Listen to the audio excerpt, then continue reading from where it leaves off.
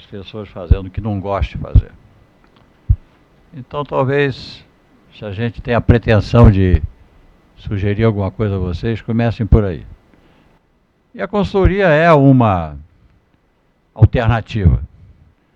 Bom, então, como eu dizia, isso é até, conforme o slide coloca aí, né?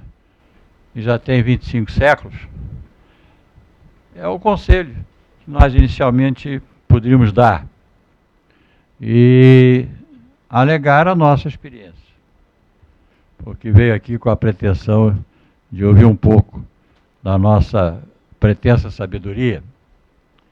E nós, quem vem aqui com esse objetivo, vai ser frustrado.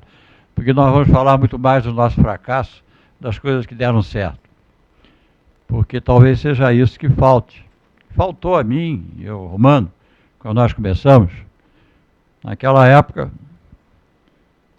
haviam 3 profissões: engenharia, medicina e direito. Não tinha mais nada. Não tinha economia, não tinha nada. Eu tive a honra de ser professor do ministro Simons. Tive essa honra. Que não era economista. Ele fez engenharia econômica no 5º ano, e eu dava casualmente lá uma cadeira, foi meu aluno. Não tirou boa nota não, viu? Mas não comentem, mesmo porque ele não estudava, nem precisava estudar porque ele era muito inteligente.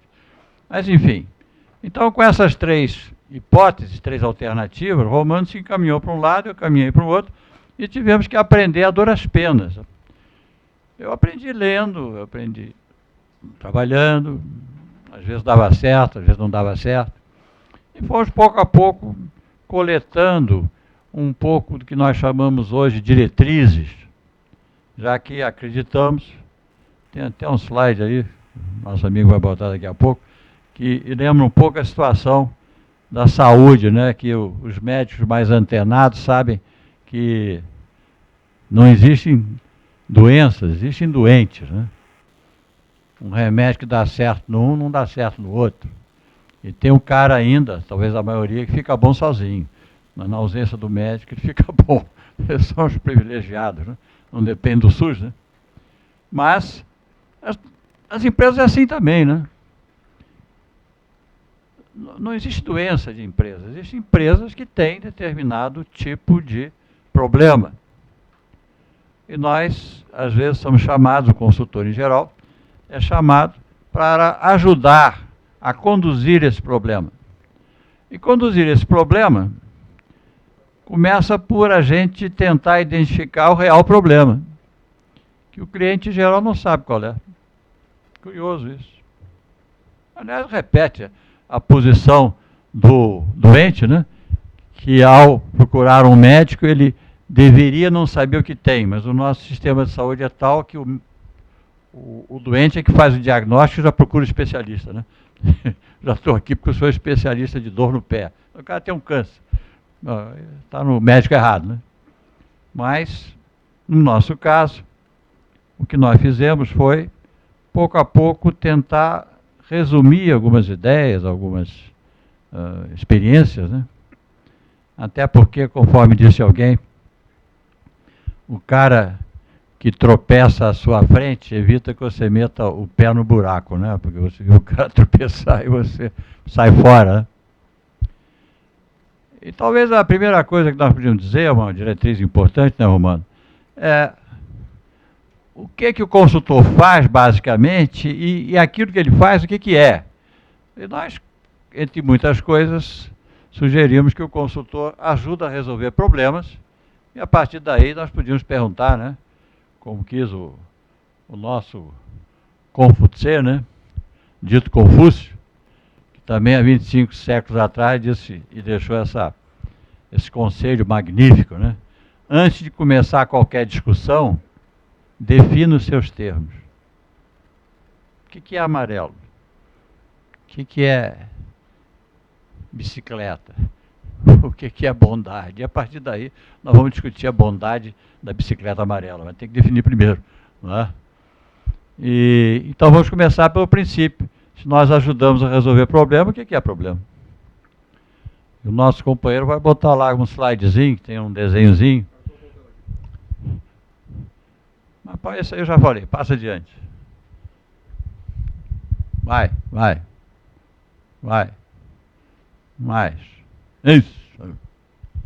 Isso diz tudo. Uma imagem vale 1000 palavras. E aí um gozador aí disse o seguinte: uma imagem vale 1000 palavras. Diga isso sem palavras. Consegue? O Minor Fernandes.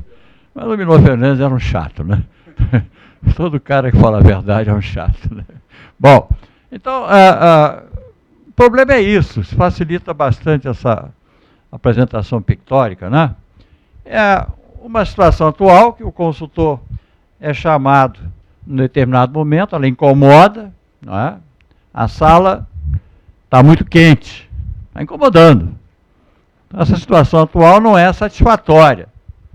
E aí, nós vamos tentar definir qual é a situação desejada, e a situação desejada seria, ao invés de termos a temperatura ambiente aqui, ser um pouco mais fresco, um pouco mais gelado, e a situação desejada poderia ser definida, né, do ponto de vista físico, né, de nós cairmos 5 graus, né, na avaliação aqui termométrica, né. Então, a situação atual, muito quente, situação desejada, menos 5 graus. E agora? Agora temos o problema definido e a solução definida em palavras. A solução é como ir daqui para cá. Ponto. E aí criam-se alternativas, né? Que é, talvez, além da definição dessa figurinha, né, a principal atividade de um consultor. Ele vai dizer: olha, teve um outro cliente meu aí que descobriu que o negócio não era o ar-condicionado não, viu? O que ele fez? Ele mandou abrir janelas e portas e economizou o ar-condicionado. Ou ele fez melhor. Em vez de fazer essa reunião nessa sala horrível, vamos fazer naquela outra, o ar livre, na varanda, não é? Ou comprar o split, ou. Então, essa enumeração de alternativas, eu acho que o Romano concorda comigo, que é a principal vantagem de um consultor. Por quê? Porque os problemas aparecem hoje em dia com uma velocidade muito grande. A tendência das organizações, a nossa, é aplicar a esses problemas novos os remédios antigos. Resolver como nós sempre resolvemos. Deu certo até hoje, por que vai mudar, né? Só que problemas novos exigem remédios novos. E não é só remédios novos, exigem que você olhe o problema de outra maneira. Como esse aqui, do calor nessa sala, que no momento que eu disse, bom, o problema exige que eu coloque o ar-condicionado, eu já limitei. No momento que eu digo, não, peraí, podemos abrir a janela e porta, estou redefinindo o problema. Então essa criação de alternativas, eu acho que é muito importante e é talvez o grande acervo do consultor. Por quê? Porque ele vai lá como uma abelhinha, né, numa empresa, noutra empresa, vai colhendo o suco de cada uma e vai guardando essas experiências que podem ser transportadas de uma empresa para outra. Podem mesmo. E é por isso que eu sugeri há pouco, de uma maneira meio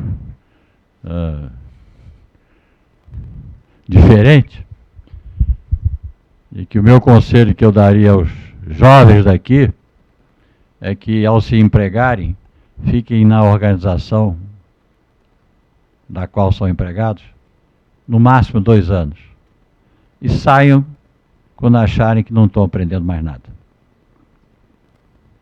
Esse é o conselho que eu dava aos meus alunos, lá na PUC. E faça isso até os, sei lá, 32, 34, 35 anos, porque aí você, primeiro, vai saber o que você quer fazer. Segundo, você vai ter um acervo de experiência, não é? E vai verificar o que há de comum e de incomum nas diversas experiências que você enfrenta.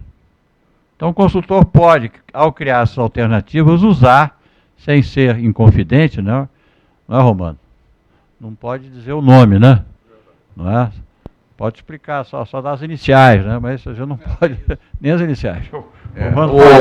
A ideia é que você, quando narre, até numa palestra dela, você deu o exemplo de uma intervenção, mas nunca citando o nome do cliente, tirando qualquer tipo de identificação territorial, de negócio, etc. Isso é uma base, é uma virtude do consultor, é a ética do consultor, é a confidencialidade do consultor. E mais do que isso, né, Paulo, tem a isenção, né?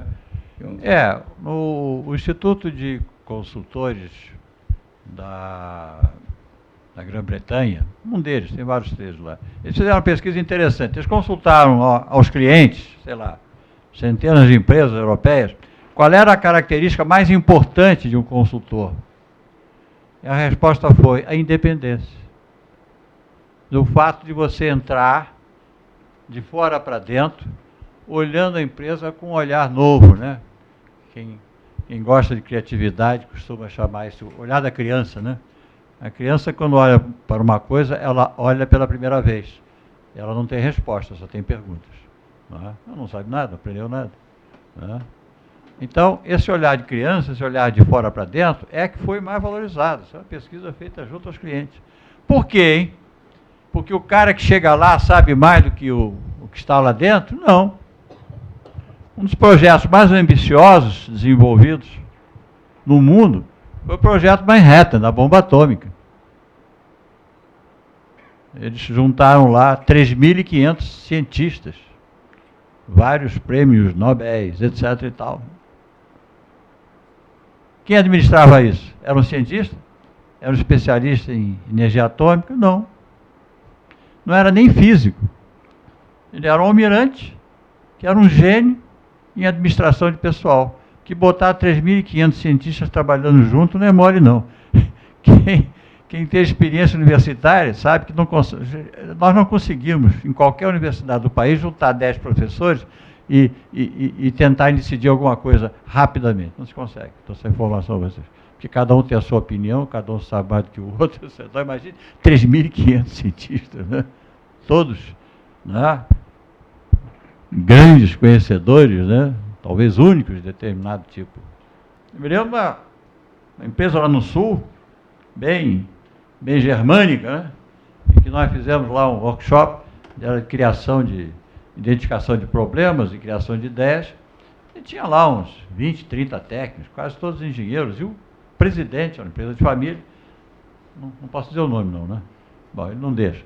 E o presidente lá atrás compareceu, e compareceu oficialmente na última reunião, onde os funcionários lá, quase todos os técnicos, apresentaram suas ideias. E uma delas era muito interessante.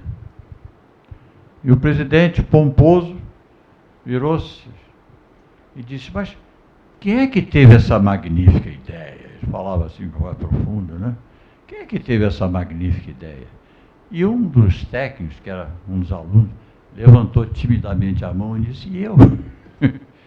E era um engenheiro recém-formado, que estava nessa organização exatamente 6 meses. Estava lá ainda, na fase, né, de experimentar, de ser experimentado. Aí o presidente disse para ele, mas por que o senhor não apresentou essa ideia antes, tão magnífica? E o engenheiro, que era meio boboca, respondeu, é porque nunca me perguntaram antes, senhor presidente. Deve ter sido despedido no dia seguinte, né? Porque um cara desse é muito atrevido mesmo, falar a verdade. Nada mais ofensivo que a verdade. Mentira não. Mas falar a verdade dói pra caramba, né? Eu nunca me perguntaram. Porque a empresa era rígida, ninguém perguntava nada a ninguém. Todo mundo, quem sabia já sabia. Quem não sabia ficava no seu lugar, não abria a boca. Quando, na verdade, hoje se sabe, não é? Estão aí os exemplos de empresas vencedoras, que o truque é realmente a inovação, o truque é você examinar os problemas de uma maneira diferente, e examinar as oportunidades, né? E para isso, o cara que já está lá dentro há algum tempo, ele já se acostumou. Cadeira tem que ter 4 pés. Essa aqui foi desenhada para o cara maluco, botou um pé só, não está errado. Cadeira sempre teve 4 pés, né? Aliás, é curioso. Se vocês examinarem a história do imobiliário, a cadeira é uma das peças que tem maior número de alternativas em toda a história da humanidade. Desde a cadeira dos egípcios, dos gregos, do não sei o quê, dos 14, dos 16, entendeu? E agora, se vocês pegarem o Globo dessa semana, tem lá 3 designers que estão inventando 3 cadeiras. O trono de um rei, feito de ouro, né? Então é um trono feito. O objetivo lá, qual é a característica? É mostrar que aquele cara é o rei. É de ouro. Só ele pode ter a cadeira de ouro. Só ele que fica ali, né? Mais alto que os outros, né? Para mostrar que ele é superior aos outros. Então aquela cadeira tem uma função, que não é sentar, é outra coisa. E essa criatividade da inovação exige o quê? Exige que se crie um ambiente propício para a inovação. Conforme comentamos no caso daquela empresa, onde não havia ambiente nenhum. E hoje talvez seja, não digo uma novidade, mas aquilo que nós poderíamos, Romano e eu, chamar a atenção. A maneira de administrar as empresas está mudando rapidamente. Hoje você tem cada vez menos aquela administração hierárquica, do sujeito que manda em 2, dos 2 mandam em 4, os 4 mandam em 8. É claro que tem alguns presidentes que conseguem mandar em 35, né? É um pouco demais, né? Mas 39 agora? É. Quando qualquer manual de administração rasteiro, já há 100 anos declara que você, como chefe, não pode administrar mais do que 7 a 9 pessoas. Isso é elementar, é o beabá da administração. Bom, deixa para lá. Então, continuemos. Não posso falar o nome da empresa, senão eu vou suscitar uma demonstração aqui, eu não quero demonstração. Quem fala que sou eu. Bom, então, essa nova maneira de organizar as pessoas tem muito a ver com uma coisa que está acontecendo. É que muda o negócio rapidamente.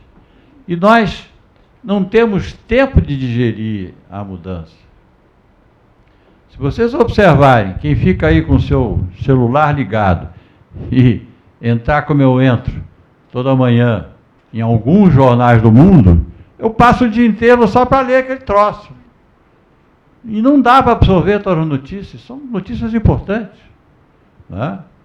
Você entra no programa do TED, por exemplo, em conferências que alguns conhecem aqui, de 15, 20 minutos, tem tudo sobre tudo lá. Tem tudo sobre tudo. Hoje vocês têm acesso a qualquer tipo de informação privilegiada, não é? E, claro, essa nossa conferência, nesse momento, está sendo gravada pelo Obama. Isso me dá uma certa tranquilidade, porque se a tua gravação não funcionar, eu posso recorrer lá aos States, né? Não te preocupa não, viu? No problems. Porque tem muitas organizações que são rígidas, elas são estruturadas, elas são esqueléticas. Por exemplo, uma das coisas que já está se fazendo, nós fizemos em algumas organizações, é a promoção, não é? Não mais aquela promoção vertical, mas uma horizontal, mas uma promoção diferente, porque eu vivi isso, os primeiros empregos que eu tive. Eu era um razoável vendedor, aí, como era um bom vendedor, me botaram como gerente de vendas. Eu, como gerente de vendas, era droga. Perdesse um bom vendedor, não se ganhou um bom gerente de vendas. Né? É o gerente da produção, que é um técnico, e que bota ele como gerente, não é? Na distribuição dos produtos. Gerente do estoque, disso daqui, ele não sabe fazer aquilo. Então, hoje, uma das coisas que nós fazemos é dizer, escuta, deixa o cara subir na sua forma de conhecimento daquilo que ele gosta de fazer. E, claro, isso exige uma estruturação de cargos e salários completamente diferente daquela que é a normal, usual. Então, são ideias que nós já estamos tentando introduzir nas organizações, essa de que é preciso desenvolver um tipo de administração mais participativo, porque as ideias não vêm das pessoas que conhecem o assunto, não, viu? As ideias, as melhores ideias, essa é a minha experiência, elas tiveram origem de pessoas que não eram do setor, Eu me lembro de uma organização que, em visitando, cheia de problemas, lá um determinado funcionário, que era um funcionário até não muito graduado, lá pelas tantas, e não era do setor que eu estava examinando, ele abriu a gaveta, tirou, sabe, professor, tem aqui um formulário que eu fiz alguns anos atrás, anotei algumas ideias aqui, só quer dar uma olhadinha? Peguei aquele troço, levei para o hotel, e lá estava todo o mapa da mina. Estava tudo lá. Descrição da empresa, com 10 anos atrás. Alternativa, solução, está tudo prontinho lá. Eu termino a base, minha consultoria vai para o espaço, né? Está tudo aqui, né? Vou embora, né? Mas eu, prudentemente, é o conselho que eu dou a você, sempre que isso acontecer, primeiro fale com o cara, né? Eu fui falar com o sujeito. Ele me recebeu muito cortesmente, muito humildemente, e disse, não, eu peguei essas ideias, botei aí, essa tal. O que o senhor fez com isso? Ah, não mandei para ninguém ia dar bola mesmo. Está aqui, estou aproveitando, tirando aqui da minha gaveta, porque o senhor apareceu aqui. Deixou lá, aquele manancial de sugestões, de ideias que morreu ali. E tinha já uns 10 ou 12 anos dentro da gaveta dele, pelo que eu pude imaginar. É claro que eu, prudentemente, rasguei o documento, porque poderia prejudicar o meu faturamento, né? Nunca se sabe. Imagine se eu dissesse ao seu funcionário aqui que está com a solução. Mas que tenha um certo cuidado, né, em fazer isso, usar esse documento, mesmo porque ninguém vai acreditar nele. Vocês não correm esse risco. Se vocês, como consultores, aparecem, etc., vocês têm idoneidade, a credibilidade do consultor. O cara que já está lá dentro não tem credibilidade nenhuma. Ou tem muito pouco. E talvez seja isso mais um benefício que o consultor pode trazer.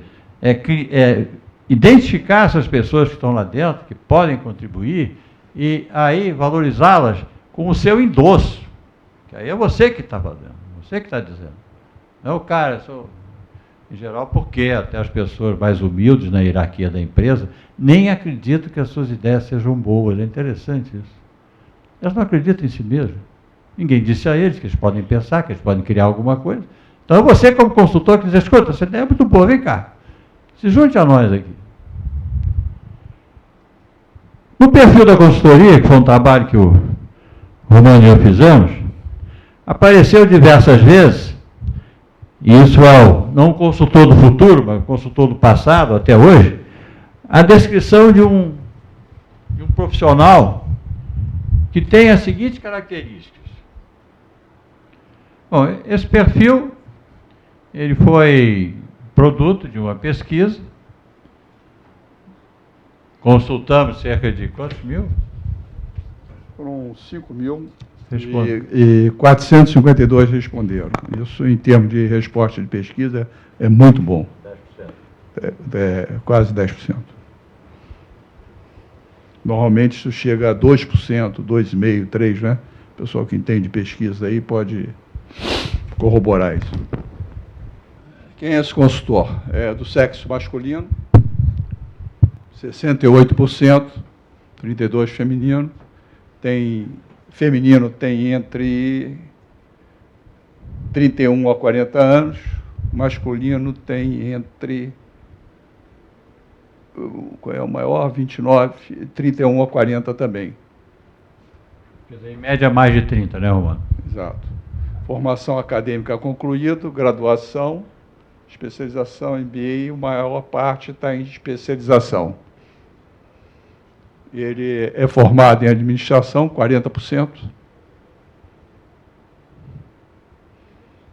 Ele está satisfeito, 45%, com mais 25%, 70%.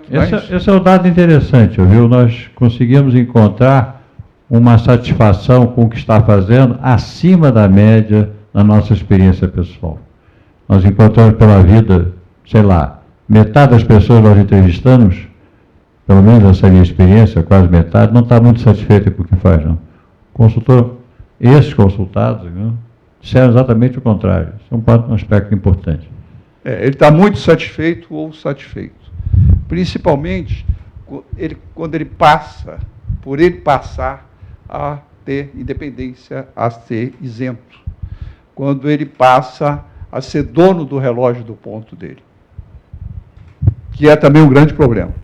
Quem não é dono do seu relógio do ponto não vai conseguir administrar os seus negócios.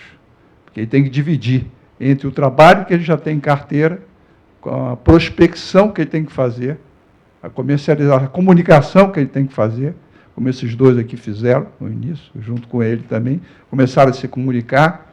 Uma reunião que vai ter entre os consultores no IARG na sexta-feira, de 9 a meio-dia, que você pediu para eu te lembrar, que eu lembrasse aqui, né? O pessoal consultor, não precisa ser inscrito em coisíssima alguma. E manter essa rede. Hoje não são mais associações, institutos, etc. Isso é uma coisa pesada, lerda, passa por isso, passa aquilo. Isso é rede, eu falo com todos vocês, todos com todos. Na mesma hora eu estou falando com vocês, e vocês me respondendo ou não, ou no mesmo dia. Da mesma forma como nós recebemos um telefonema, nós não vamos responder na hora, ou não podemos responder na hora, porque nós estamos ocupados, ou trabalhando, ou atendendo uma pessoa. Mas nós vamos retornar a ligação como nós retornamos. Por exemplo, eu tenho certeza que o jovem prefere, em vez de retornar a minha ligação, ele retorna o meu e-mail. Pessoa um pouquinho mais velho, da minha idade, ele prefere ligação. E são características que nós temos que estar antenados para elas. Como é que nós estamos, em que mundo nós estamos vivendo? Né? O que nós estamos esperando aqui? Qual o futuro da consultoria? Quem está adentrando aí agora? Como e com quem me comunicar? Como é que eu vou me comunicar? Com quem eu vou me comunicar? Como é que eu vou encontrar? Como me apresentar? Consultor, basta. Não coloque o teu currículo num cartão. Coloque só consultor, basta isso. Que muitas qualificações que vocês acham que são valorizadores, vocês não, as outras pessoas acham que são valorizadores, desviam a atenção. Você quer ser tudo e não é ninguém. Não te valoriza. Você é o seu maior concorrente. Você faz concorrência a você mesmo. Você fica apresentando sou formado em tal, faço isso, faço aquilo. Tem nada, você é consultor. Ele vai gravar. Ele vai chegar, eu estou precisando de um consultor para fazer um diagnóstico. Paulo Jacobs. Ele foi meu aluno. Posso te dizer que você foi meu aluno? Eu já te perguntei antes, né? Foi meu aluno. Eu sei o que ele faz, porque ele foi direto. Nós entrou lá na nota do curso do Rio de Janeiro e falou lá, gostei muito dos dois professores, meu nome é fulano de tal e meu e-mail é tal. Ele deu o recado dele. Entendeu? Ele soube, na hora apropriada, chegar ao mercado. No blog consultor.com, né? E agora, a partir da manhã, no laboratoriodaconsultoria.com.br. Vocês vão ver isso. Como me apresentar? Assim, abrir um escritório ou um home office? Depende. Depende disso aqui, ó. Olha que figura magnífica, né? Dentro da casa, ela tem apenas uma cortina que ela fecha e volta para a casa dela. Né?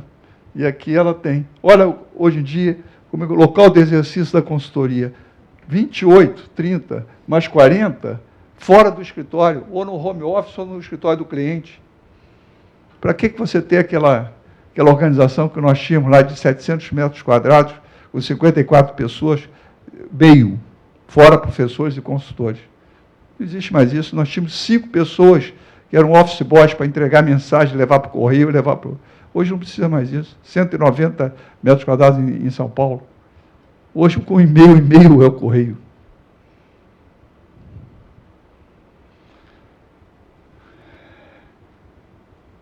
Tem um grande, aqui, disso tudo que vocês estão lendo aí, que vocês vão provavelmente receber também, tomar alguns cuidados com os contras. O dia a dia da residência interferiu no escritório. Mas é só você fechar a porta ou fechar a cortina, aqui não tem, e deixar um papelzinho lá, não quero que entrem aqui no escritório. E também almoçar no centro da cidade ou com outras pessoas conhecidas. Não se esconder. O pior é isso aqui, o incômodo do escritório é de entrar a casa. Você saiu do escritório, saiu, acabou. Desliga aquele negócio. Não sai direto, não. Faz de conta que você está no trânsito. Fica meia hora ali escutando um clássico ou um jazz, como se você estivesse no trânsito. Não sai direto, não. Senão você vai ficar com aquele olhar que algumas pessoas ficam quando estão falando com o seu companheiro, sua companheira ou com seus filhos. Está em frente e não está nem ali. As pessoas percebem isso. É o pior negócio do mundo. Aquele olhar de paisagem, né? Horrível. Entendeu? Então, nós colocamos, eu e Paulo, colocamos os prós aqui e os contras ali. Geriu mal o tempo, descuidou da visibilidade. Quais os principais conselhos? O Maquiavel ali, com a ajuda do Paulo e minha, ele é confiável, consultor. Como é que eu vou contratar? Está motivado? Quem recomenda esse consultor? Foi o Carlos Veloso, que foi meu colega, que soube que eu fiz alguns trabalhos na Petrobras, meu colega de IBEF. Não precisa fazer mais nada, é só não estragar mais o contrato. O contrato está pronto para o cliente assinar, quando você é bem recomendado. É só você não estragar, não falar muito. Aliás, é uma boa característica do consultor, é ouvir mais. Qual o seu retrospecto? Se não der certo, quais são as garantias? Ele vai fazer novamente? Vai me devolver o dinheiro? Ele entrega o que ele promete? Há um ambiente de consumação, que o Paulo lembra bem, igual ao casamento, que o consultoria é isso. É de um lado o cliente e de outro lado o consultor. Não é consumo. Não é isso aqui. Eu sei que isso aqui tem um valor. Tem plástico, não sei se tem PVC aqui, qual é o outro plástico, MVC, qual é o outro. Entendeu? Mas tem valor. Isso aqui tem um design. Agora, a consultoria não tem nada. É um intangível. Equivale à confiabilidade, à indicação. Por isso que a indicação é importante. É 90%. Porque é o que vale. Você não vê. Eu fui feliz num e fui infeliz com ele. Não houve empatia. Como Paulo lembra bem. Não havendo empatia, depende sempre do outro. O teu fracasso não é seu fracasso, do consultor. Nós chamamos de nossos fracassos.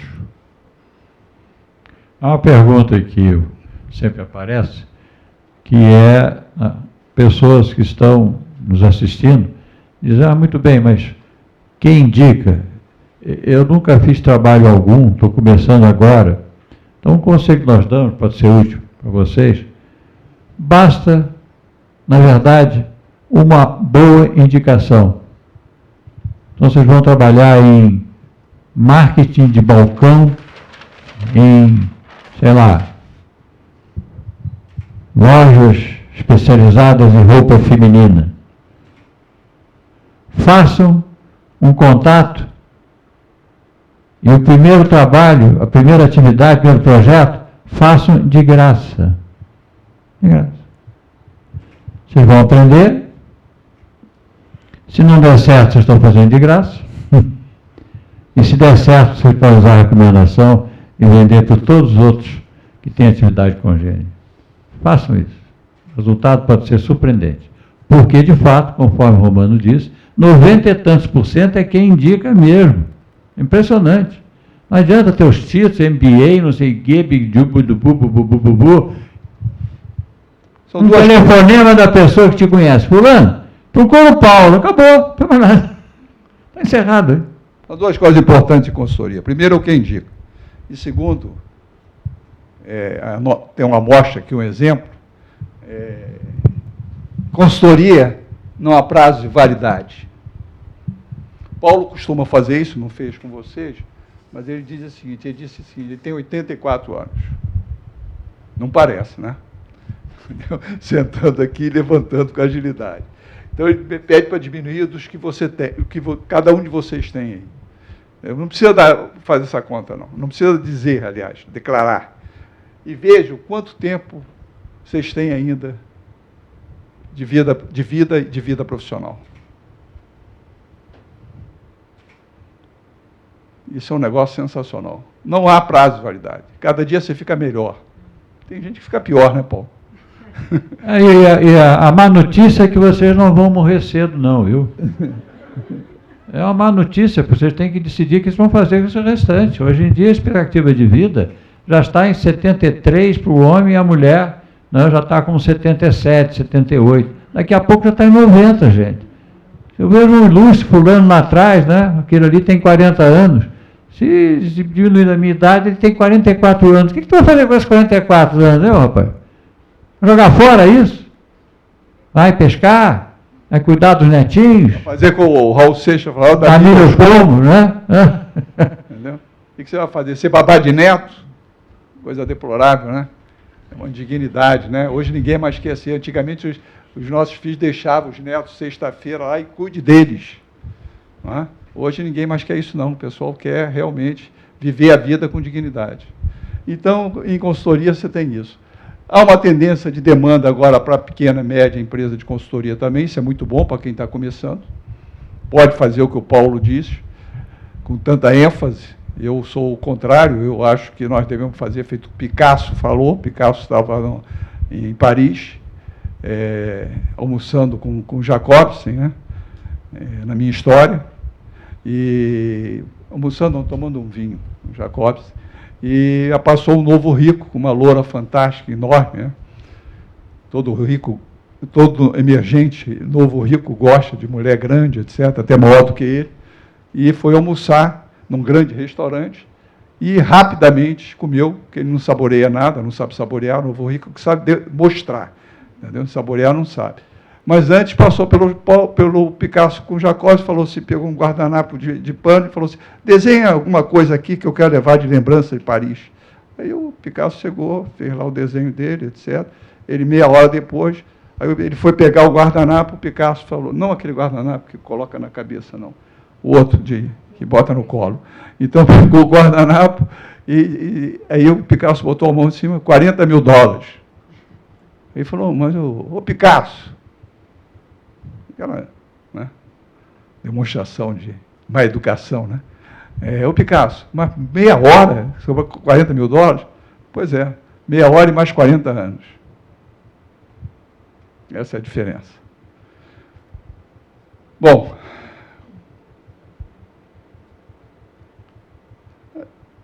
se eu vou mandar para vocês também, a virtude de um bom consultor, né?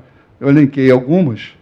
E saber ouvir, visibilidade, confidencialidade, algumas nós já falamos, rede de relacionamento, foco em resultado, inovação, que o Paulo falou, capacidade diagnóstica, diagnosticar o belo problema, autogestão no trabalho, constância de comportamento e ação, você saber quem é você. Entendeu? Eu sei que o Romano é uma pessoa que deixa as outras pessoas falarem, se toma nota das coisas, me mostra. Isso é uma das grandes características, você quando estiver anotando alguma coisa, você mostrar para o seu cliente o que você anotou, para ele ficar bem confortável. Trabalhar em situações não estruturadas, o que é isso? Isso aqui vai ocorrer, e já ocorreu com vocês também. O que acontece? Fomos dar uma palestra, uma vez no Espírito Santo, na Serra Capixaba, e faltou luz, do melhor hotel que tinha lá, que ainda tem. E o gerador também não funcionou, porque nunca foi preciso. E aí, o que você faz? Dois tocheiros, um de um lado do outro, e é na voz. Vai ter que levar mesmo. E outra coisa que não existe em consultoria também é improviso. O improviso, gente, é devidamente ensaiado. Não tudo, porque coisas aparecem aqui na lembrança. Mas boa saúde física e mental. Fazer um check-up todo ano, como se a gente faz check-up para as empresas, a gente faz também para a gente. Deixa eu voltar aqui, Paulo.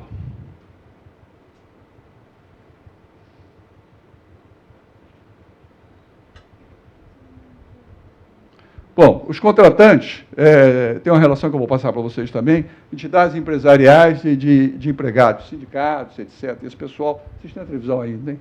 Tá. Esse pessoal está comprando muito serviço, porque eles não sabem para onde vão. As entidades empresariais e até conselhos, não digo esse aqui não, mas o resto não sabe. Só sabe arrecadar a nossa anualidade. Não dá nada em troca. Algum dia isso vai acabar, gente. Porque se não precisam de mim, por que eu vou pagar eles? Se não me dão nada em troca, por que eu vou pagar?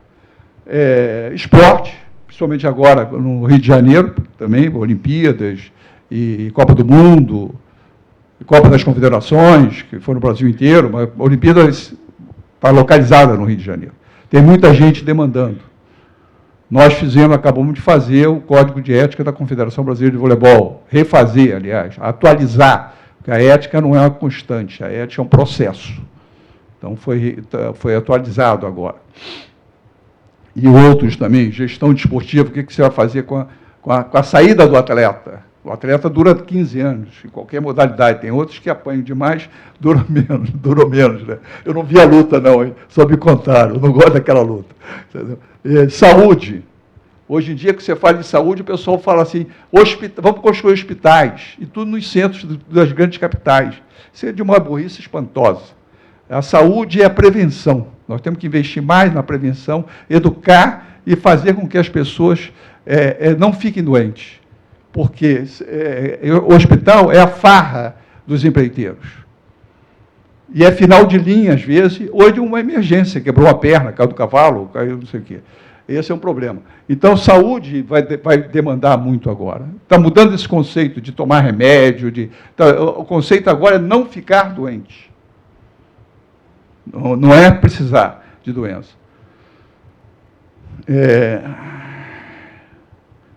As ONGs, turismo, lazer e cultura, esse pessoal é muito bom de ideias, mas são ruins de gestão. São ruins, eles precisam de um consultor ao lado, como Napoleão também precisou de um consultor ao lado para dizer a ele que o inverno russo podia chegar mais cedo, como o Paulo sempre cita aí, e o Hitler cometeu o mesmo desatino. Não consultou os grilos, né? Porque o inverno russo sai de 6 graus acima para 30 graus abaixo de uma noite. E os russos só recuando, queimando tudo, todas as casas, até Moscou, e o homem lá com 500 mil homens, o Napoleão, e ficou reduzido a 50 em frangalhos, 50 mil. E a mesma coisa o Hitler, 70 anos depois, ocorreu com ele. Perdeu a guerra ali, por não terem dentre os generais dele, eles não tinham consultores iguais a vocês aqui. Ou tinha tanto poder que não escutava as pessoas, como o Paulo falou, dentro de uma estrutura de poder. A opinião da pessoa não vale nada. Instituições educacionais, escritórios de consultórios profissionais liberais, nada mais desorganizado que isso. Diga lá. Condomínio, importante. Contei com uma colega minha de faculdade, que ela é síndica de condomínio, daquelas grandes torres. Não só tem o síndico profissional, como consultor também. Que são torres que moram quantas pessoas? Você bota lá uma torre daquela, não sei quantos apartamentos, multiplica por 3, 4 pessoas, mais um movimento de serviçais, etc. É um negócio que precisa ter um consultor. É um novo mercado. Como eu acho que os nossos vizinhos aqui, da América do Sul, que eu sou encantado por esse povo aqui, que falta tudo para eles. Nós somos líderes, nós temos 50% do território, 50% da população. O que mais? 50% do PIB. Né? E ficamos tentando vender para a Europa, para os Estados Unidos, que não precisa de nada da gente, a não ser as nossas commodities, minério e agricultura, agropecuária. Esse não precisa de trator, carro, precisa de tudo isso. Nós não vamos conseguir vender isso para ninguém. Quem vai vender é o americano, o europeu ou o chinês, principalmente o chinês. Profissionais, ex-executivos, isso eu e Paulo fazíamos muito, que é o coach para consultoria, treinar consultores para o mercado. Acho que eu fui para trás.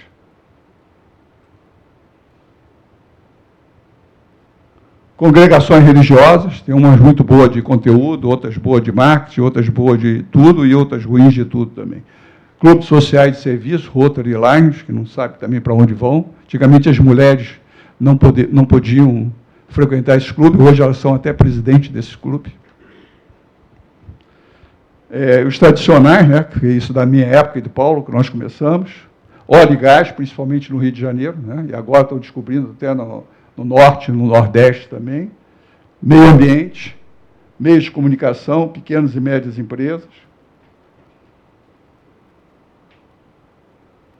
E o mercado, eu acho que é um mercado que cresce muito, vai continuar crescendo. As pessoas estão querendo qualidade de vida, outras querem dinheiro, querem tesourar. Mas depois se cansam de tesourar e falam, puxa, o que eu fiz com a minha vida? Aquilo que o Sêneca falou, né? Conte os dias de tua vida e vê quantos sobraram para você mesmo. O que você fez com a sua vida até agora? Você tem um carro, e daí? Viveu a vida? Ficou doente, vende o carro, vende o apartamento, etc.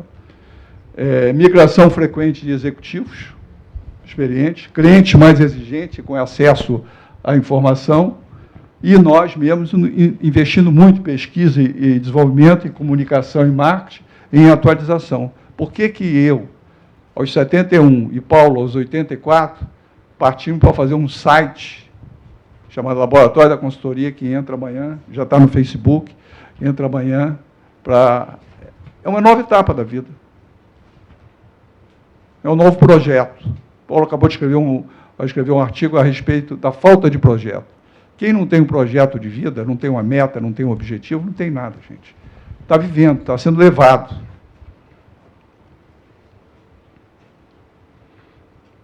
Isso eu já falei com você, cliente mais exigente, novos setores demandando. Também falei. Paulo, eu vou te jogar lá para aquela...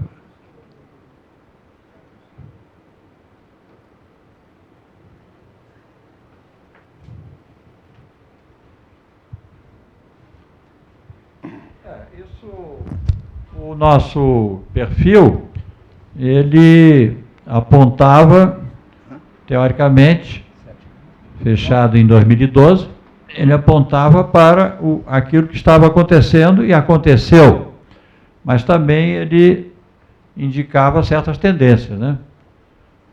O espaço que vai do passado para o futuro é coberto, exemplificado, orientado pelas tendências. Então, há uma série de tendências que foram, a nosso ver. O terrorismo já chegou aqui, né? Perigo, né? Que, a nosso ver, já indicam alguma coisa diferente está acontecendo. Por exemplo, presença feminina, né? As pessoas podem dizer, bom, a mulher está em tudo que é canto, né? Mas, em consultoria, isso é uma realidade, né? 1/3 dos consultores pesquisados por nós são mulheres, né? Então, isso é uma tendência forte. Acho que ela vai continuar. Por exemplo, tem alguns cursos de formação, né? Direito, por exemplo, hoje a maioria já é mulher. Concurso para juiz aqui no Rio de Janeiro, 2/3 das aprovadas eram mulheres. 1/3 só homem. E por aí vai, né? Então, acho que isso é um incentivo para as mulheres presentes, que já podem saber que a tendência é essa, que vocês estão no caminho certo. Outro aspecto importante é o do home office, que o Romano colocou aqui, né? Um paulistano perde qualquer coisa com 4 horas por dia no trânsito de São Paulo. Se é que ele chega em casa, no escritório, que às vezes ele fica mergulhado ali na lama, não sai do lugar. No Rio nem tanto, mas é por aí. Então, pouco a pouco, a presença do home office já é uma tendência, não é, vencedora, está se observando isso, com todas as consequências que isso traz, né? Porque isso exigiria e exige uma administração doméstica que não interfira com a administração da atividade profissional e vice-versa. Eu hoje estava trabalhando num artigo lá, vi empregados assim, professor, acabou a pasta de dente. Não dá, né? Aí eu digo, mas pode esperar um bocadinho, eu estou acabando de escrever uma coisa aqui. Então isso não pode acontecer. Se acontecer, entendeu? Você vai ser prejudicado. Enfim, nós temos que nos organizar de maneira diferente. Mas, por outro lado, tem coisas mais importantes, algumas delas estão aí.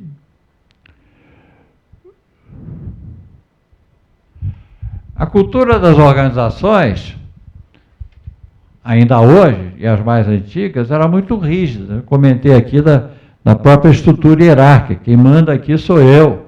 Tá? E hoje, cada vez mais, existe essa flexibilidade, essa permissibilidade. Você é transferido de um lado para o outro, você muda de empresa, tá? Ou a empresa muda você. Hoje não tem mais esse compromisso, você entrar numa organização, se eu vou ficar aqui os próximos 30 anos. Não vai. Para acontecer como aconteceu com a grande organização aqui, que os técnicos chegaram na segunda-feira e não puderam entrar no escritório. Segunda-feira, chegou de manhã, não puderam entrar no escritório e tinha uma caixinha, os documentos deles todos direitinho. Não digo o nome dele, não vou dizer o nome da empresa, IBM. A IBM fez isso. Eu estou dizendo o nome porque isso me revoltou. Eu escrevi até um artigo, isso não se faz. A IBM fez. Essa própria empresa também está fazendo um negócio sensacional agora. O que é? Ela está deixando de fazer um prédio de 12 andares, para que todo mundo se deslocasse para esse prédio, sempre, e está construindo, no exterior, pequenos edifícios de 3 andares, mais próximos à localização. Por exemplo, aqui do Rio de Janeiro, se fosse aqui, na Barra da Tijuca, no Recreio ou em Jacarepaguá, atenderia o pessoal da Zona Oeste. Na Tijuca ou no Grajaú, atenderia o pessoal da Zona Norte, ou na Zona Sul. Então, nós estamos partindo para o home office. 25% da população em Nova York tem home office. Então, o que você ganha no deslocamento? Se vocês fizerem as contas, aqui no Brasil nós trabalhamos 250 dias ano. Quem quiser anotar, pode anotar. 250 dias ano. Vezes 8 horas de trabalho, a pessoa que trabalha como empregado, isso dá 2.000 horas ano de trabalho. Se você perde 4, quem mora no Recreio, trabalha no centro da cidade, ou mora em São Paulo, em qualquer lugar de São Paulo, vai perder 4 horas por dia, vezes mesmo 250 dias ano, isso dá 1.000 horas ano. Então, para vocês, veja só o que tem de oportunidade para a gente nisso aí. O sujeito, para trabalhar 2.000 horas ano, ele gasta 1.000 horas ano de deslocamento. Isso é um absurdo, gente. Isso é uma oportunidade para nós, consultores, eu acho. Isso é uma constatação? É. Mas, em cima dessa constatação, o que eu posso oferecer para esse público? Ou para essa empresa? Que tipo de trabalho eu posso fazer para essas pessoas? Treinar essas pessoas para terem home office? Existe um certo treinamento. Tem gente que é totalmente indisciplinada. Faz tudo ao mesmo tempo. Principalmente se for jovem, que acha que é o máximo. Né? Atende telefone, mexe no smartphone, atende o fixo, mexe no computador, atende a pessoa que está precisando de uma pasta de dente, como o Paulo falou. Então, faz tudo na mesma hora. Mal sabe que nós precisamos, sim, como nós declaramos na Folha de São Paulo, perguntaram, o cigarro, interromper para fumar um cigarro lá embaixo faz mal 2 a 3 vezes? Eu falei, não. O fumo eu não sei se faz mal, porque eu não fumo há mais de 20 anos. Mas a pausa não faz mal, a não ser quem trabalha numa linha de produção, que hoje não tem mais, quase ninguém trabalha na linha de produção. Quem trabalha é o robô, né? Entendeu? Mas a pausa é importante para o nosso cérebro. Se parar, parei, gente, estou pensando. Somente quando você estiver perto de um chato, e aí você faz aquela cara de paisagem que vocês chamam, né? E pronto, fica aí, relaxa, e não está estudando nada. Eu não consigo fazer isso. É o ócio produtivo. Você está pensando. Eu, por exemplo, eu nado de 7 às 8, todo dia. O que eu estou fazendo ali? Eu não estou pensando, estou fazendo uma pausa. Quando eu começo a pensar, eu aumento o número das braçadas. Paulo faz a meditação dele, faz o yoga dele. Entendeu? Cada um faz de um jeito. Você não pode entrar no automático. Você já imaginou a vida que o pessoal levava antigamente? 30 anos numa mesma empresa, chegando às 9 horas da manhã, saindo a meio-dia para almoçar, estando ou não com fome, voltando a 1h30, 2 horas ou 1 hora, saindo às 5h30, 6 horas, sendo expulso da empresa. Às vezes você está no auge da sua criação, sendo expulso para se jogar no trânsito para pegar essas 2 horas de trânsito. Isso acaba com qualquer um. ainda querendo que o cara chegue em casa bem-humorado ou chegue no trabalho no dia seguinte bem-humorado. Será que os consultores da época não auxiliaram esses empresários, esses gestores, esses executivos, a ver que isso é um absurdo? Eu nunca entendi por que nós tínhamos férias de 30 dias no primeiro ano de trabalho. O Brasil é um dos únicos países do mundo que tem. Nem a Argentina, peronista, cristianista, tem 30 dias, são 5 dias no primeiro ano. Nós já nascemos cansados? Não, as nossas condições são ruins de trabalho. São péssimas.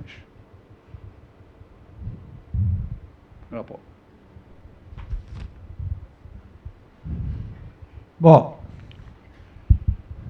outro aspecto importante, eu acho que dos mais importantes dessa lista, é da orientação para o produto das organizações, para a orientação para o mercado. Pode parecer algo óbvio, mas não é tão óbvio assim, né? Aquela frase do Ford, é famosa, né? Todos conhecem, repito. Você pode comprar o meu automóvel, né, modelo T, de qualquer cor que você queira, desde que seja de cor preta. Ele só fazia carros pretos. Isso era o Ford que começou a sua indústria assim, todo mundo sabe. Hoje tem a Toyota, que você entra no setor de vendas e especifica a cor da forração do seu carro. Eles mudam a forração do carro de acordo com o forro que você quiser. O carro já sai, né, desenhado para você. Então, a pergunta que vocês, como consultores, podem fazer é auxiliar o cliente a se colocar nos sapatos do cliente. Auxiliar a organização a pensar com a cabeça do cliente. Se vocês forem ao supermercado, eu faço isso porque aprendo, eu fico olhando como é que as pessoas compram. E vejo a opção de coisas erradas na arrumação das prateleiras, etc. Tal. Tem gente que fica zanzando por ali, não encontra nada, aí pede ao rapaz que está arrumando, ele também não sabe, entendeu? É a fila a pagar, né, que às vezes é quilométrica, quando tem uma outra farmácia ali, na Copacabana, que bolou uma coisa que pode parecer cara, mas não é. Você chega no balcão da farmácia e a atendente que te atende também tira sua conta, recebe seu dinheiro na hora, não manda para uma caixa, entendeu? Você é recebido na hora. Aí quando você entra nessa farmácia, que é da rede Pop, você vê 6 ou 7 ou 8 caixas funcionando. Você está do lado de fora, você não está com pressa, todo mundo está com pressa, você olha assim e você entra. Na outra que tem uma fila, você não entra. Tá? Então, pode parecer uma coisa assim, pouco importante, mas é pensar com a cabeça do cliente. Quais são as necessidades dele? Como é que ele usa o produto? Tá? Então, a Gillette lançou nos Estados Unidos recentemente um aparelho de Gillette feminino completamente diferente. Por quê? Porque lá a pesquisa feita descobriu que as mulheres se depilam durante o chuveiro, debaixo do chuveiro. Pesquisa desse. Estou falando de norte-americanos, etc e tal, né? Tudo bem, aqui pode ser diferente. Mas lá é assim. Então eles desenharam um aparelho apropriado para ser usado debaixo do chuveiro. Óbvio, né? Por que não?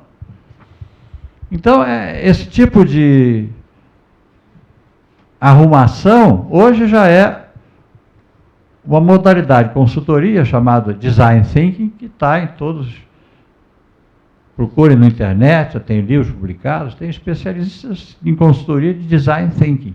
O que é isso? É ir lá no cliente lá e perguntar como é que tu quer o produto e eu vou fabricar o que você quer e vender, te entregar da maneira como você quer. E eu tenho feito, na minha experiência, Romano também, com muita frequência, a empresa enrijeceu, ela tem lá seu sistema, sua máquina, etc e tal, eu estou vendendo. Sim, você está vendendo, está indo tudo muito bem. Até quando? Que é outro aspecto que nós vivenciamos, é que o cara te chama quando as coisas estão ruins, ele não te chama quando as coisas estão boas, não.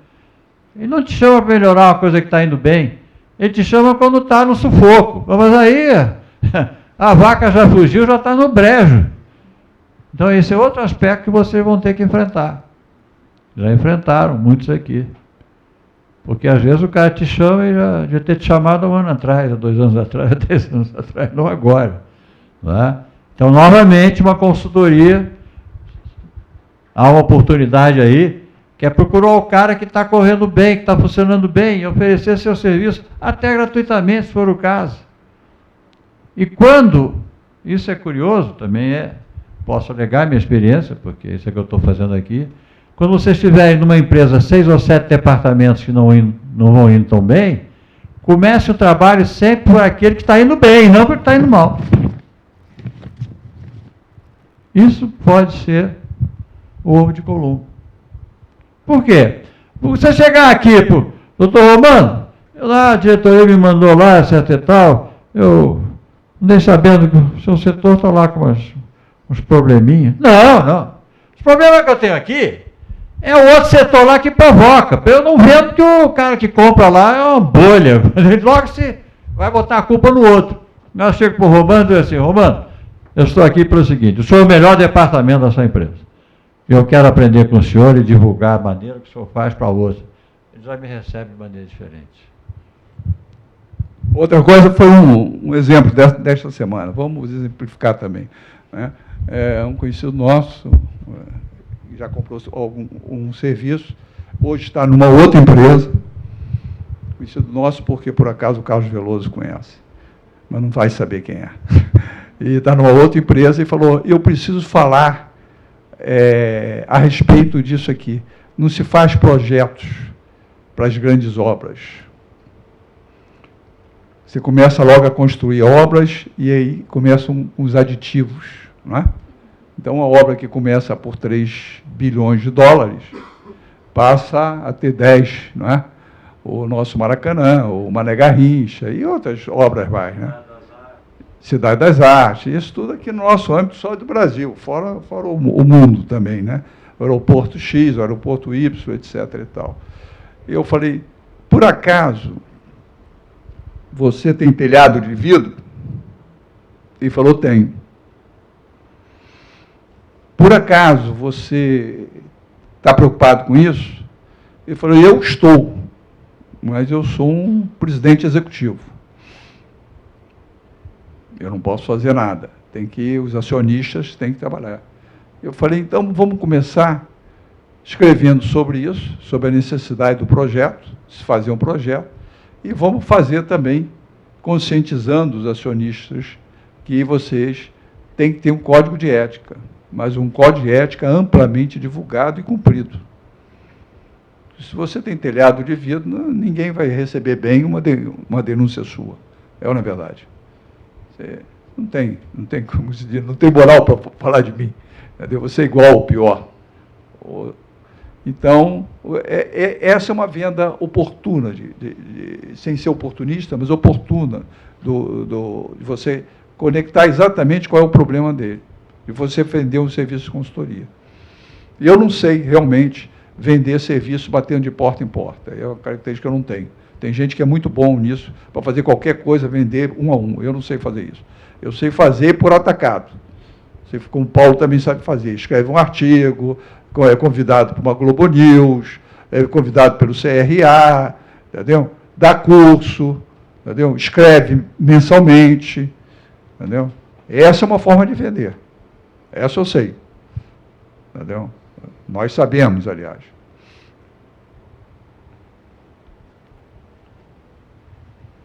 O terceiro item dessa mudança de paradigma. Paradigma é uma palavra-chave hoje em dia, né? Foi reformulada por um filósofo americano, Thomas Kuhn, K-U-H-N, que justamente estudou o desenvolvimento da ciência, o que acontece com as ciências em geral, e aí ele recriou essa palavra, que já existia, né?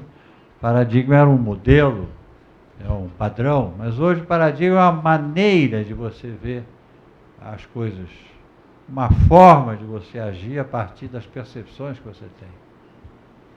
E diz ele, nós estamos vivenciando isso, que essas percepções, que é o paradigma, estão mudando. Por exemplo, um paradigma que está mudando, que pode ser colocado numa frase de efeito. Nós deslocamos 1.300 quilos, que é o peso médio do automóvel, nós deslocamos 1.300 quilos para deslocar 70 quilos, que é o que nós pesamos. Entendeu? Eu desloco 1.300 quilos para levar 80 quilos de lá para cá. Gente, tem qualquer coisa errada aí, não tem? É matemática. Então, esse paradigma está mudando. Hoje, tudo que está se fazendo aqui nessa área industrial, etc. e tal, isso é coisa do século passado. Isso já era. Nós estamos atrasados uns 50 anos. Hoje você tem um motor a hidrogênio, que já está substituindo o motor elétrico, já é outra coisa, é outro paradigma, é outra coisa completamente diferente. Nós estamos pegando os restos das indústrias do mundo inteiro e transferindo para cá, porque eles não querem mais. Vou fazer e dizer uma coisa meio audaciosa. Aquilo que permitem que o Brasil faça é porque está ultrapassado. Não interessa mais. Estou exagerando? Talvez. Pensem nisso. E o enfoque passou do interno para o externo, que é o stakeholder, palavra norte-americana, em inglês, né? Que o que quer dizer o stakeholder? As pessoas interessadas na empresa que não o dono. Se vocês pegarem o Peter Drucker, né, grande teórico da administração, que escreveu um livro muito bom, Managing by Results, né, administrando por resultados, e passou a vida inteira escrevendo outros 30 livros que comentavam esse primeiro livro dele. Os americanos é bom nisso. Escreve um livro, depois vai faz um cogumelo. Peter Drucker reescreveu esse livro de maneira diferente 30 vezes. Procure esse livro, Administração por Resultados, Managing by Results. O que ele diz lá? Ele diz uma coisa que para a época que ele escreveu valia. Ele escreveu em 1948 esse livro. Ele diz, qual é a função do administrador? A função do administrador é otimizar os objetivos e os resultados desejados pelo dono da empresa. Você é um gerente, você é um administrador, você está lá para isso.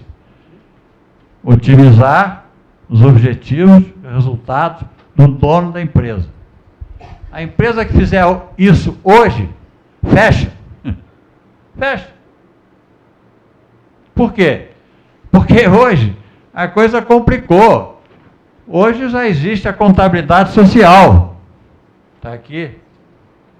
Não é mais, para quem conhece contabilidade aqui, o valor da empresa é o seu patrimônio e o lucro é um aumento desse patrimônio.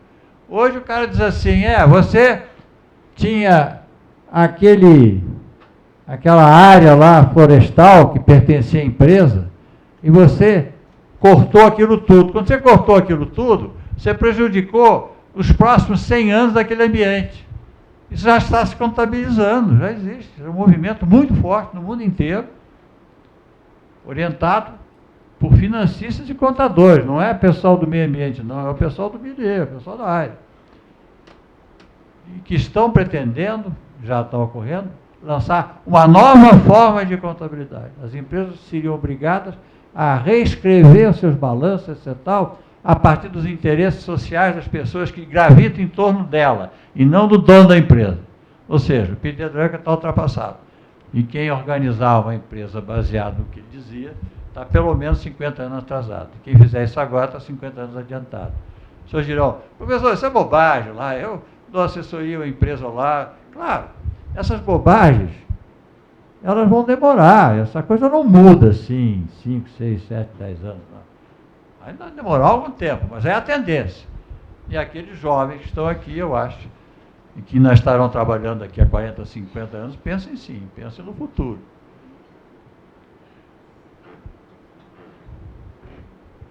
Do regional para o global. Hoje as empresas... Ocorreu aqui um exemplo, por exemplo, a PEC não, agora é lei, né?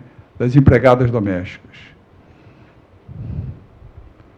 Fizemos uma reunião, aí tinha sido aprovado.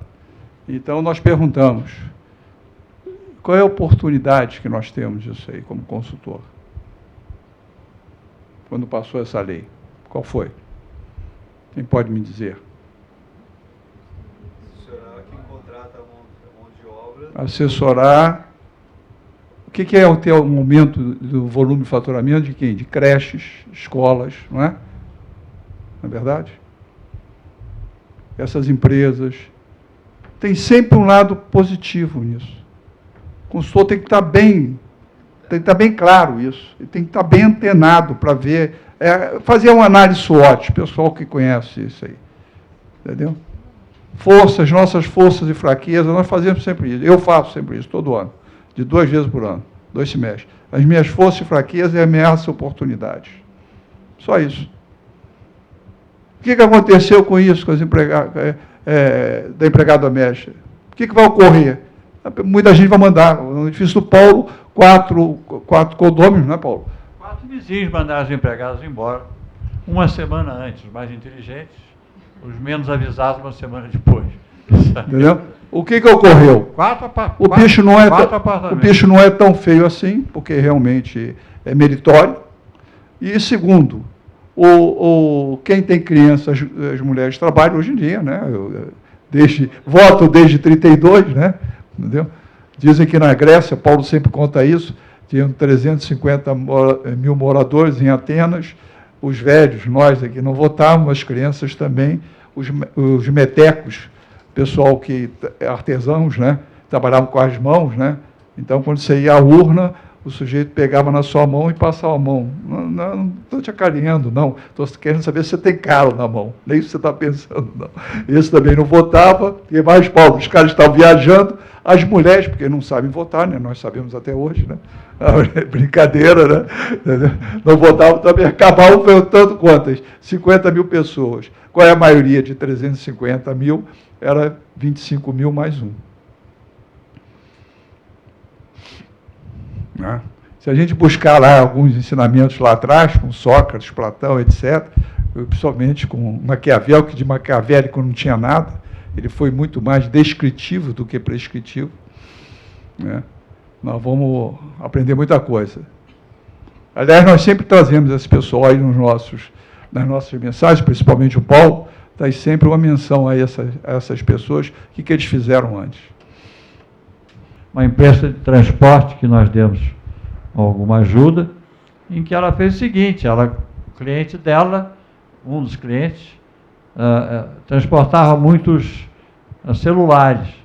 Então, ela criou lá um departamento lá, onde ela montava os celulares do cliente. Então, ela deixou de ser uma mera transportadora para ser uma montadora e transportadora de celulares. Isso é interessante esse caso, porque ilustra uma coisa muito importante. Você, em vez de se especializar em determinado serviço, você se especializa em determinado cliente. Então, você tem uma loja, né? Isso é um caso verdadeiro, ali da Visconde Pirajá, você vende papel, mas é uma loja sofisticada, é um papel um pouco mais, né, transado, colorido, né? Canetas importadas, etc. e tal. O que a loja fez? Quem é esse cliente que vem aqui? São senhoras, são dondocas, né, da Zona Sul, etc. O que Dondoca compra? Dondoca compra isso, compra aquilo. A loja começou a vender tudo aquilo que Dondoca compra. Deixou de ser papelaria, passou a ser um setor que atende aquele tipo de cliente. Isso muda completamente a coisa. Você não se especializa no produto ou serviço, você especializa no cliente. O truque, né? Principalmente nós, né, Paulo? O consultor. Eu fui chamado para fazer um trabalho para conveniência e franchise. Eu não entendia nada de conveniência e franchise. Nada. Sabia quem era o público, quem frequentava isso, quem parava. Eu descobri que era o público de carro, que o maior acesso era por pessoas que iam comprar cigarro, e o cigarro, então, tinha que estar no fundo, porque ele passasse por outros produtos. Fui aprender tudo isso depois. Fiz 3 trabalhos para esse grupo e nunca mais fui chamado. Então, apaguei tudo isso e você passa a ter essa flexibilidade, né, como consultor. Né? Você passa a raciocinar desse jeito. Você se especializar, ficar muito bom nisso, e depois você não tem demanda mais nenhuma acerca disso. Isso é bom, faz teu cérebro funcionar com uma certa rapidez e objetividade. A abordagem lógico-racional, que é a abordagem do sim-não, isso aí foi explorado por vários estudiosos e criatividade, né? Tem livros e livros e livros escolhidos sobre isso, escritos por isso, que é como é que funciona o pensamento lógico-racional das empresas. Você, em princípio,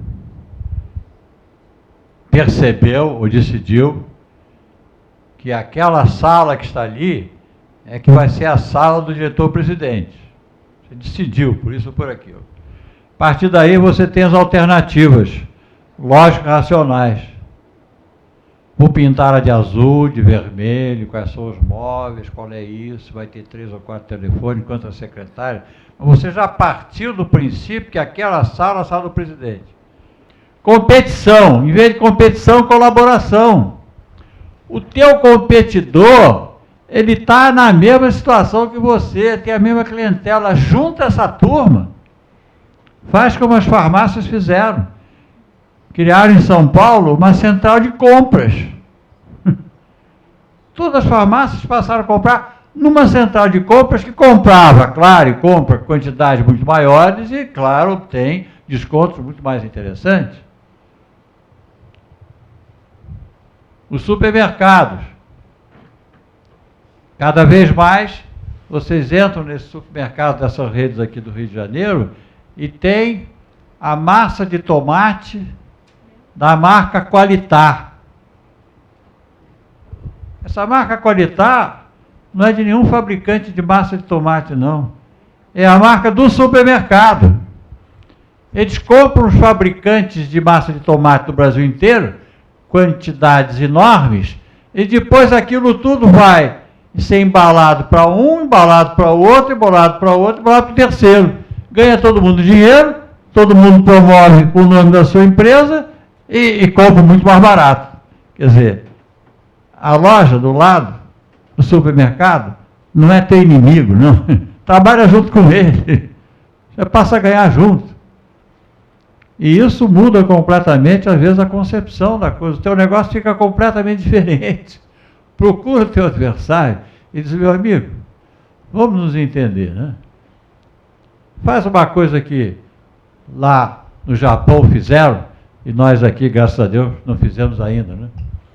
As máfias lá no Japão se botaram de acordo, as chamadas yakuzas. O crime lá está subdividido em 7 grandes yakuzas, 7 grandes grupos.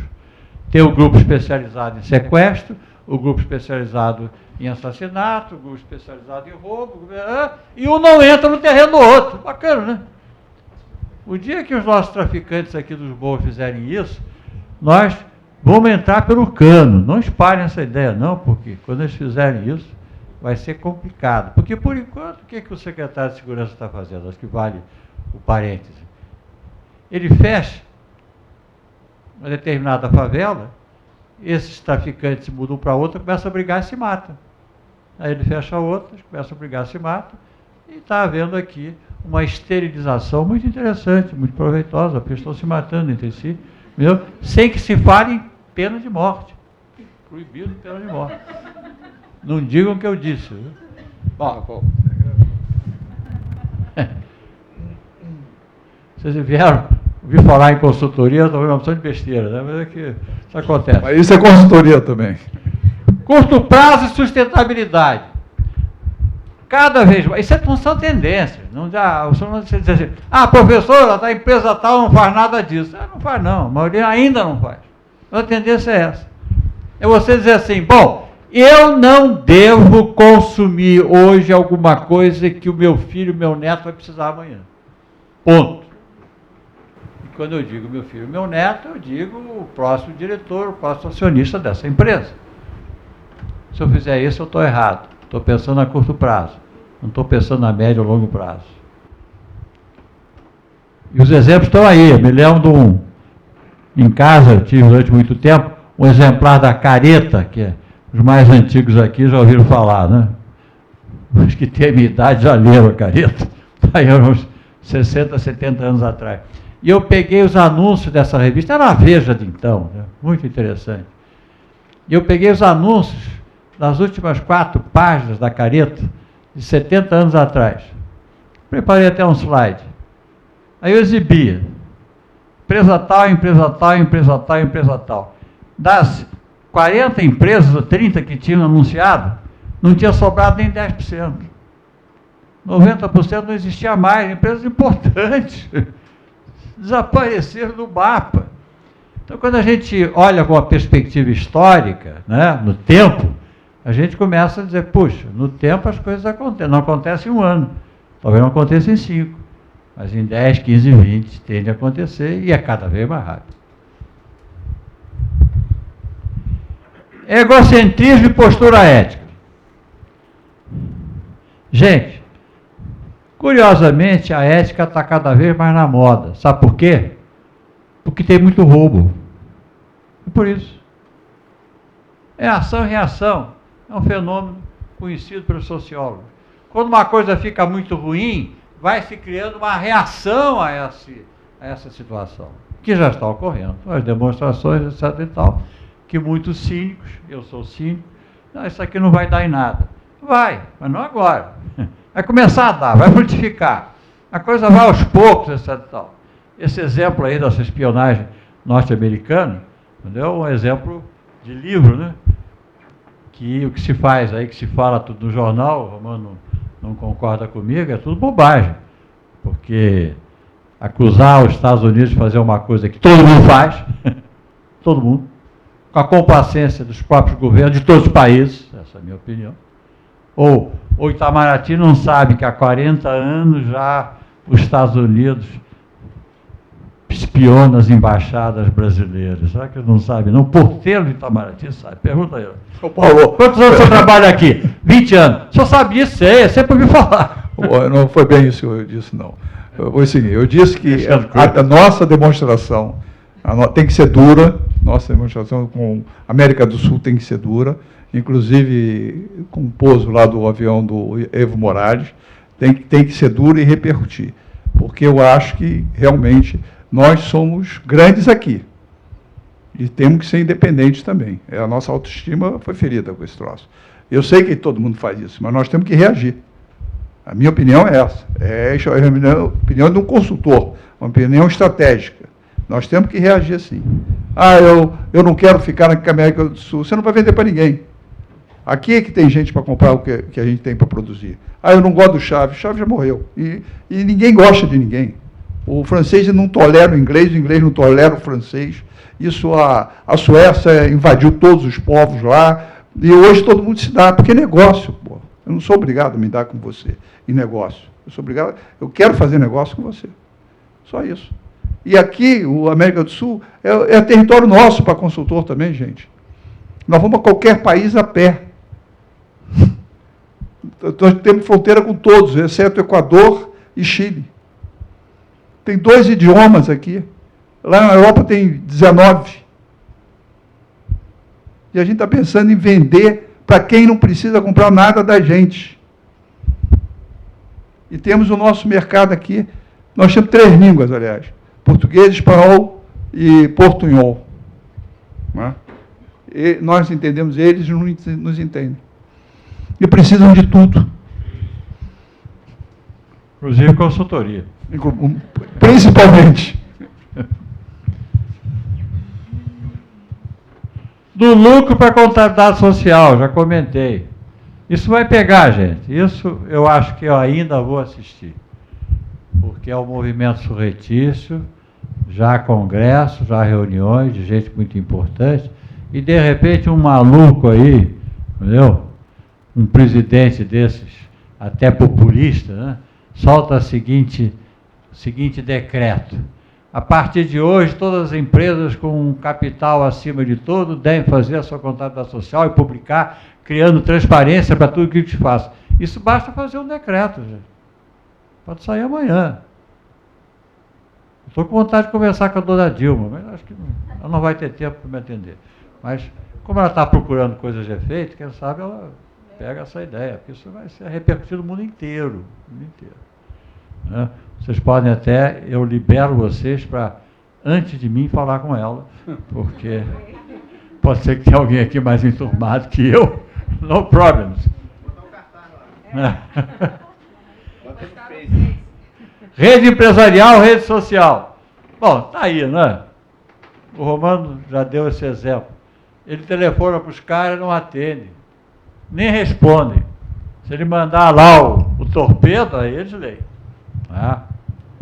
E eu faço o seguinte, eu não constranjo nenhuma secretária, de jeito nenhum. Eu nunca pergunto, por favor, doutor Carlos Veloso, está? Pode me atender? Eu não detesto ouvir aquela resposta. Um momentinho que eu vou ver se ele está. Detesto isso. Então eu não pergunto. Eu ligo, dou bom dia, boa tarde, falo assim, por favor, quando o doutor Carlos Veloso puder, por favor, retornar para Luiz Afonso Romano, 2244-2386, ou então no meu celular. Às vezes eu deixo, às vezes eu não deixo. Paulo, por exemplo, é igual ao Veríssimo, não tem celular, não usa. Entendeu? Mas eu uso. Mas, então, eu não constranjo, porque ela pode dizer, um momentinho que eu vou ver se ele está. Aí, acabou de sair. Como? Por onde? Que ela não viu. Pela janela? Pela tubulação de cima ou pelo esgoto embaixo? Então, como eu não quero me aborrecer e não quero constranger, então todas as secretárias gostam de mim, porque elas fazem com que o chefe me responda, porque eu sou um sujeito que fui educado com ela. Mas não deixo de contar essa história para ela, não. Entendeu? Falo, olha, quando o doutor Ari chegar, eu não perguntei se o doutor Ari estava, pede, que está na Suíça, vai chegar hoje, ou chegou, pede para ele ligar para Luiz Afonso Romano, sei lá o quê, tal. Ah, tá bom, ele não está aqui, está na Suíça, etc. Isso aí tudo bem, mas eu não pedi para falar com ele naquela hora. Para não ficar mal-humorado, eu não quero ficar mal-humorado. São esses truques, né, que a gente aprende, né? Eu costumo dar esse exemplo, acho que vale a pena, da comunicação, né?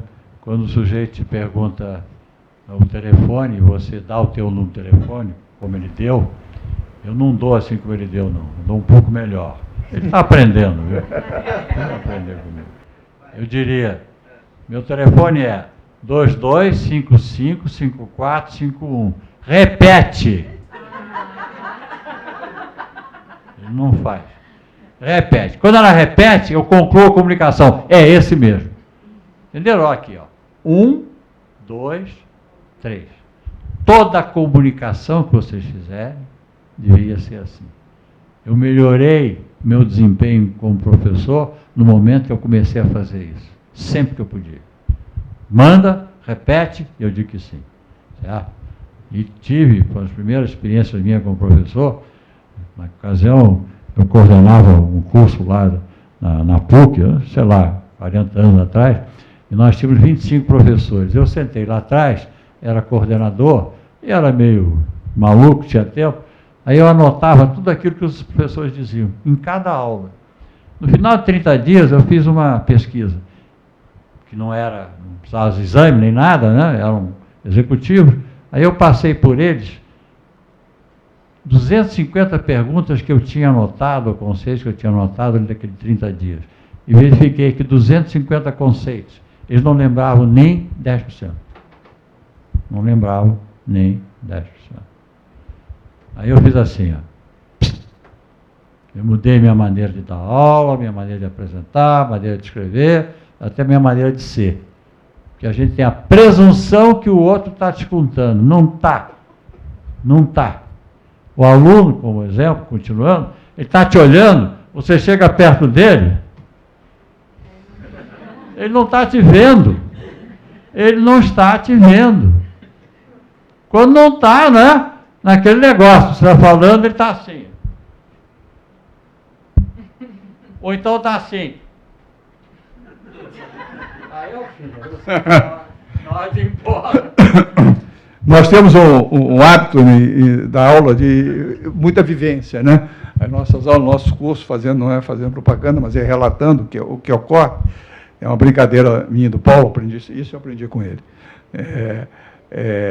Os nossos alunos trabalham muito em grupo, e grupos variados, nós sempre misturamos, né? E todo mundo trabalha com todo mundo.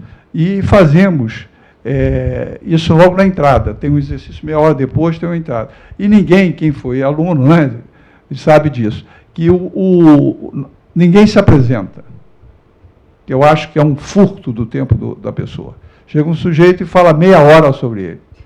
Eu sou fulano, sou do Flamengo, tem uma nega chamada Tereza, morro em tal lugar, tal, fala meia hora. E roubou meia hora da aula de vocês que pagaram. Então, ninguém se apresenta. O sujeito se apresenta quando está trabalhando, fazendo um trabalho em grupo. Quando você senta ao lado de uma pessoa, você não se apresenta. E não precisa de nenhum de nós falar isso. Isso é automático, as pessoas. Eu trabalho em tal lugar, falando de tal, você está fazendo um trabalho em grupo, ali se apresentou. Ninguém precisa, no início da aula, fazer isso.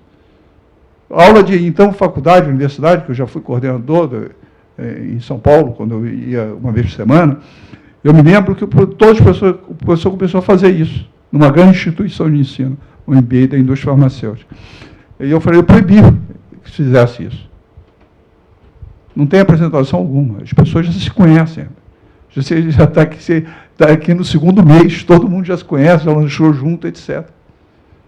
E é um absurdo, você tem uma aula de 60 minutos que é dada em 50, que não é 50, todos nós sabemos, e ainda tem apresentação para cada disciplina. Então, são coisas que nós temos, por força do nosso distanciamento crítico, por nosso olhar de estranhamento, etc., que o Paulo já relatou, eu também, lembrar as pessoas do que está errado, do que está se fazendo de errado. De fato, pegando o gancho, essa aqui é a oportunidade do consultor. Eu costumo fazer isso muito, viu?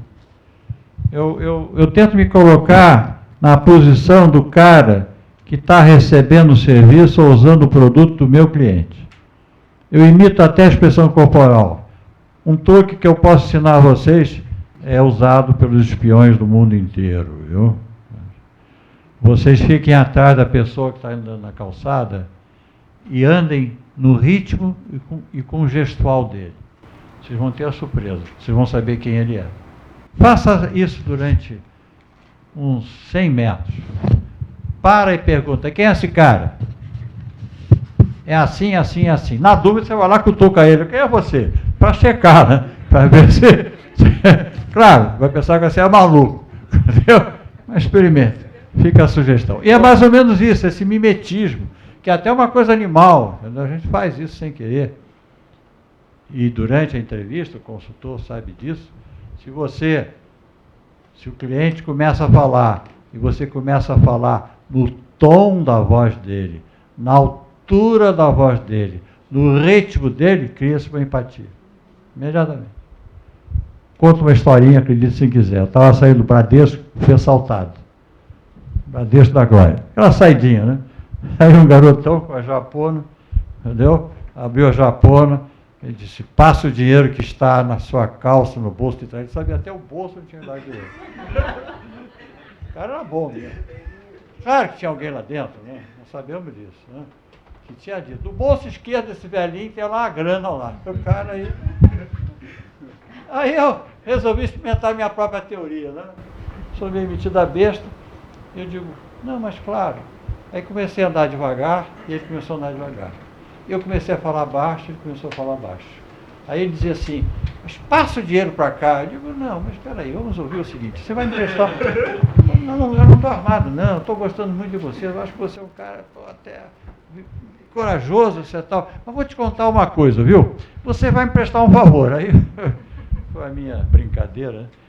Ele vai prestar um favor. É que eu estou com câncer. Sabe o que é câncer? Sei.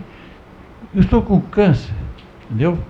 A minha idade, etc e tal. E esse negócio vai me deixar a situação muito ruim, porque se eu morrer de câncer, a minha família, eu falando bem baixo, não recebe o meu imposto. Mas se você me der um tiro, entendeu? Aí minha companhia, você vê que safado, a companhia de seguro me paga, entendeu? Então você vai me fazer um grande favor. O senhor está brincando? Eu digo, não, encontrei você na hora certa.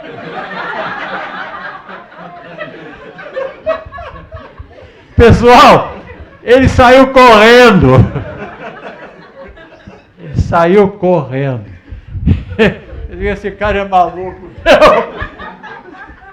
Que, aliás, nós com a nossa mais de 70 anos, para terminar até, nós estamos naquela posição que o Oscar Wilde, o grande escritor, né, dramaturgo inglês, dizia, essa eu acho muito boa, que toda pessoa, todo idoso que não tem, que tenha mais de 70 anos, todo idoso com mais de 70 anos, que não seja excêntrico, é porque é um idiota, entendeu?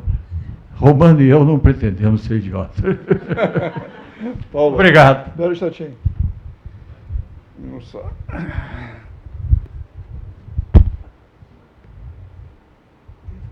Bom, isso aí nós estamos à disposição de vocês. Nesses endereços, o laboratório da consultoria.com.br começa a funcionar amanhã, espero. O facebook.com, o laboratório da consultoria, já está funcionando. O blog do consultor.com também já está, inclusive com o nosso ex-aluno Jurandir ali fazendo, né, fazendo comentário. Fez comentário nada, ele fez um anúncio. O e-mail do Paulo Jacobs, o meu, e o meu, tanto do Gmail como, sumiu o outro do Romano, @Luiz Afonso Romano. Está aí, mas está aí, tiraram, sem eu saber. Perguntas?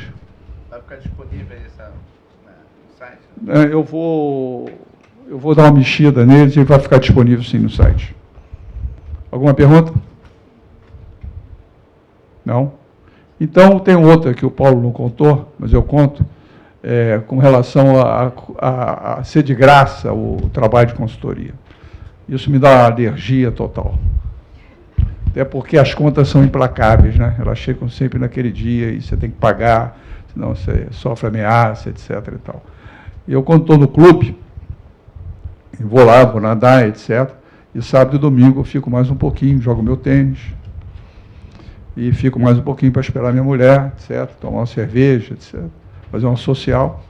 Então, eu estou ali para quê? Para o meu lazer, não é verdade? Aí chega uma pessoa e pergunta, Romano, o que você acha disso? Eu passo direto. Eu prefiro ser chamado de surdo do que de bobalhão quando eu tinha 20 e poucos anos, que eu saía falando tudo. Então, hoje me chamam de surdo. Mas como carioca, e como eu sou carioca há 3 gerações, então, tanto de pai como de mãe, eu posso falar, o carioca tem um hábito ótimo, né? Ele faz assim, né? Romano, o que você acha disso? Aí eu falo lá, posso baixar o taxímetro? Se eu puder baixar o taxímetro, isto é, se eu puder cobrar, eu falo, senão não posso. Porque é aquilo que nós falamos antes, como é um produto intangível, ele não vê, a tendência é desvalorizar, achar que aquilo tudo cai na cabeça da gente, sem o menor esforço. Né, gente? Sem o menor esforço, você não estudou, não trabalhou, não veio uma palestra, não vai de 9 a meio-dia, sexta-feira no IAS, com outros consultores, conversar, não fez rede de relacionamento, não fez nada. Caiu tudo aquilo ali, você tem a obrigação de dar a ele. E eu digo mais ainda, olha, não é mentira minha, não tenho não. Eu tenho um cliente que veio de Jaguar, o carro dos meus sonhos, né? Entendeu? E eu já pedi a ele 2 vezes para ele me emprestar o Jaguar para eu ficar 6 meses com ele. Ele nem me respondeu. Foi feito o Paulo, quando eu tinha 27 anos, eu montei meu escritório. Paulo foi meu professor no IAG da PUC. E eu convidei, com 28 anos, quando eu tinha mudado ali para Graça Aranha, antes de eu ir para Franklin Roosevelt, aí eu falei, ô Paulo, você quer ser meu sócio? Ele ficou 35 anos para me responder. 35 anos depois ele respondeu, sim, foi ser meu sócio. Entendeu? Com a petulância, um garoto de 28 anos, falar para uma pessoa de 41 naquela época, entendeu? Você quer ser meu sócio, o que você tem para me apresentar? Bom, muito obrigado, gente. E eu espero reencontrá-los por mais 20 anos. desde que nos reconheçamos, né? E troquemos ideias e serviços.